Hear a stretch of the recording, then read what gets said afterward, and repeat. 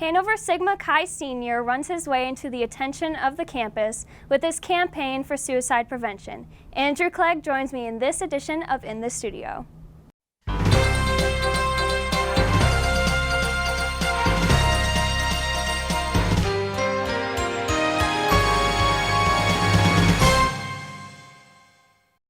Suicide is a very hard topic, but this doesn't mean it should be ignored even during a pandemic.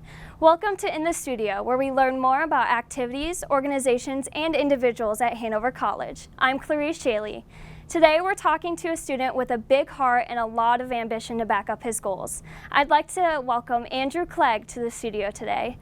Thanks for coming today. Thank you. It's nice to be here. Awesome. So back in mid-September, you ran 24 hours for 48 miles. Yes. Dang, that's a lot. It's rare that a campus-wide event is developed and created by a single person, and it's even more rare that it's over the topic of suicide. So why did you plan on having a campaign on campus? I really didn't plan on having a campaign. I was gonna run the 48 miles just because, actually I was gonna run 50 miles just because I wanted to try and see if I could do it. And then I told Alex Macon, who's the strength and conditioning coach for all the teams, I told him I'm not gonna be at lifting on Friday because I'm gonna be running a whole bunch. And he was like, just for fun, or are you gonna do it for something? And I was like, just for fun. And he said that I should do it for a cause. So I ended up looking up, I knew it was Suicide Prevention Week, so I looked up information about that, because it's something that's also really important to me. So I found out that there were 48,000 people who died from suicide in 2018, which was the most recent statistic they had. And so I was like, 48,000, I could run a mile for every person. So I changed it from 50 miles to 48 miles. And then I just kind of told everybody I knew about it, and they all told everyone they knew about it, so. So you said that suicide is important to you. Do you want to share about that, why? Yeah, when I was in 7th grade, I had a cousin commit suicide, and then when I was a sophomore in high school, I had an uncle commit suicide. And after my cousin committed suicide, it led me to have my own suicidal thoughts, and it's something that I've struggled with before. And I know a lot of people who have, and I think it's a lot more widespread than everyone realizes. So it's something that I really like to advocate for and try to help people understand that it's okay to talk about. Yeah. Isn't it weird that it's like a topic that, like you said, it's widespread, but people don't want to talk about it? It's so strange because no one knows how to bring it up. People who are affected by it don't want to bring it up because they don't want to be a burden, and people who are not affected by it don't want to bring it up because they don't want to put those thoughts into other people's minds. So it's really hard for people to feel like they can bring it up. I understand that you were on the cross-country team for Hanover. Yes, I was. I ended up quitting this year. When our season got canceled, we were still planning on having a season into the first week of school. And then our season got canceled due to COVID, just like everybody else. And at that point I was like, it's my senior year. I didn't really want to train for nothing. So I just decided to quit and do my own thing.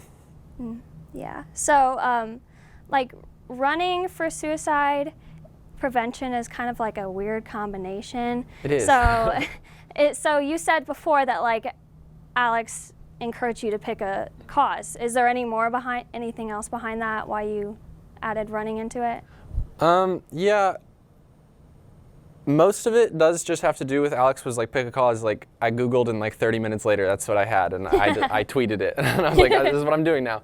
But I also do think I've been running for the last 10 years, so half of my life, and I've always found that running is a really good metaphor for mental health struggles, because in running you can be doing really, really great and then suddenly get an injury and you feel like you're back at square one and you have no idea how you're going to get back to where you were. And that's a lot of how it feels when you're dealing with things like depression or anxiety too. You can feel really great and then suddenly you feel horrible and you don't know how you're ever going to get better again. But if you stick with it, you eventually will get better. And the same thing applies to running. Sometimes running sucks, it hurts a lot, but if you stick with it, you'll always get through it and you'll always feel better afterwards. So I think there's a lot of connection between the two, for me at least. Oh, that's awesome. So it's like a symbol. Yeah, a lot, very much. So I understand you also were collecting money to donate. Yes. So where did you decide to donate this money you received? So it all went, I made a GoFundMe, and it all went directly to the American Foundation for Suicide Prevention. I'm sure there's probably lots of organizations that deal with suicide prevention, but I know they're probably the biggest one that I'm familiar with. They'd have like suicide prevention walks every year that I've participated in up in Indianapolis, where I'm from. So I'm pretty familiar with the work that they do, so I decided to go with that one.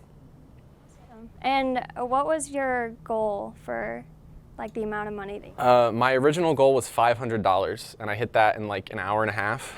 So I just kept increasing it. I think what I ultimately got to was $3,860, I think, was the final. Dang. Oh my gosh. Yeah, it was a lot more than I was expecting. Yeah, that is a lot more. And I'm sure like the preparation for the campaign was like really extensive, and marketing and just like physically getting yourself ready. What did that involve? I was lucky I didn't have to do a lot of the planning of the event. If it was left to just me, I don't know that anyone would have actually known about it. I sent like one tweet and I was like, that's good enough, right? And then one of my good friends and fraternity brother, Lewis Holbrook, decided he's really big into event planning and stuff, and he was like, I'm gonna help you out with this. He contacted like all of the sororities. He contacted Campus Life. I think he told Campus Safety that I was gonna be out running. And so he just told everybody, and it was a lot of the work for the planning and stuff was done by him, and the rest of the brothers in SIG, they all just told everyone that they knew about it, and that kind of made it a big event. As far as the planning for the actual run, I didn't really know what it was going to feel like to try and run 48 miles in 24 hours, so I was only doing 2 miles every hour, and to me 2 miles is not that big of a deal. So I was like, I can always run 2 miles easily, but I've also never ran anywhere near that much in a single day, so I had no idea what that was going to feel like. I didn't really run a lot in the week before because I just wanted my legs to be very well rested. I think the biggest preparation thing I had to do was try and find food that I could eat in between that wasn't gonna make me feel terrible. Yeah. So did you like run for a little bit and then have breaks in between? Yeah, so I ran at the start of every hour. So like I started at 3 p.m. on Friday, and I ran 2 miles, and then I took a break until 4 p.m. and I ran 2, and I just did that every hour. Oops. I did that every hour for the whole day. Jeez. And again, during the event, you ran 24 hours. So what was the process like in terms of like how you felt throughout it and everything? At first, it was really easy because there was a lot of people out, and I had people join me for different parts of it. I'd have like a couple people here or there. So at first, it wasn't too bad. And then I'd get really tired, and like in the middle of the night I started getting really tired, but it wouldn't be until like 30 minutes after I finished running when my heart rate would go down and I'd start to recover a little bit. Then I would get tired and I'd want to go to sleep, but I'd have like 10 minutes before I had to start the next run. So I never really slept at all. I think in total I slept maybe 40 minutes for the whole day. I want to say around 3 a.m. I think was the last time anybody was out there with me. So from like the 4 a.m. run to like the 9 a.m. run was just miserable. I was so alone, and I was like, I could not do this and nobody would know. I could just tell them I did these miles and they would not know. I did do them because I wanted to prove to myself that I could. But yeah, in the middle of the night it got rough. The Fijis were really cool. At 3 a.m. they made a tunnel for me and were really loud and cheering, so that was appreciated.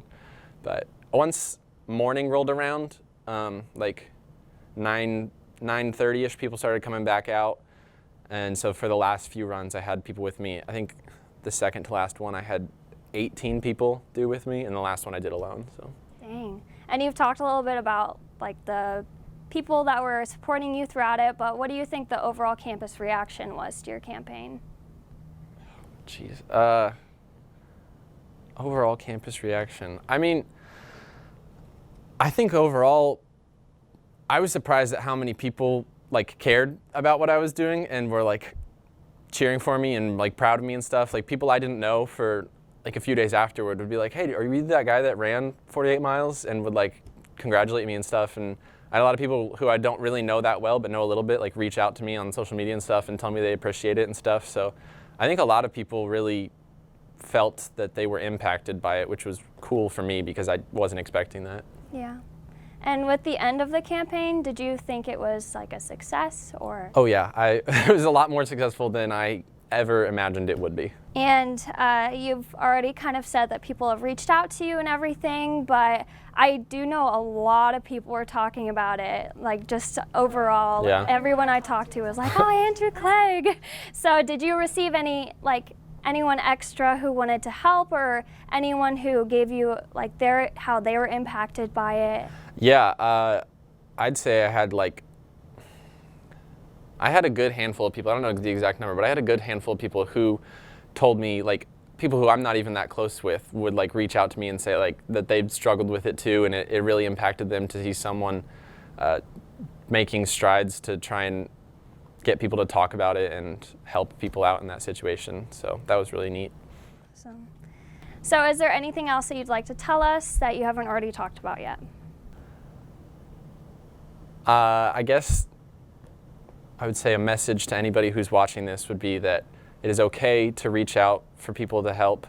It's okay to be struggling. I myself have struggled a lot, currently still struggle sometimes, and it's not something that you should be ashamed of. So now before we conclude, I wanted to ask you if you were thinking about doing maybe another one of these campaigns. I know I definitely could need some good cardio. So. Yeah, I thought about, after I finished it, I was like, I would do that again for sure.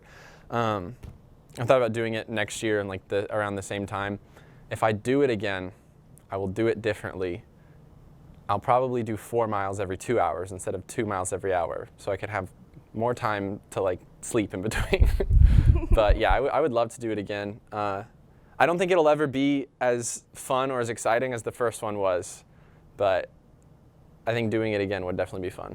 Awesome. I think it's awesome that a fellow student was able to develop a campaign and do something that they really care about. And I also think it's so cool that like you can do something like this and it brings somewhat of like a sense of normalcy and hope for the future for people on campus, especially during the pandemic. Yeah. Yeah, it was unique doing it during the pandemic because like all those people would be out there and everybody was like masks on and everything. It was just definitely different than stuff that I'm used to. So it was interesting. Yeah. Well, thank you so much for joining me today, Andrew. Thank you for having me. Yeah, thanks. To learn more about suicide prevention and how you can help, head to the American Foundation of Suicide Prevention website right here. I'm Clarice Sheele. See you next time.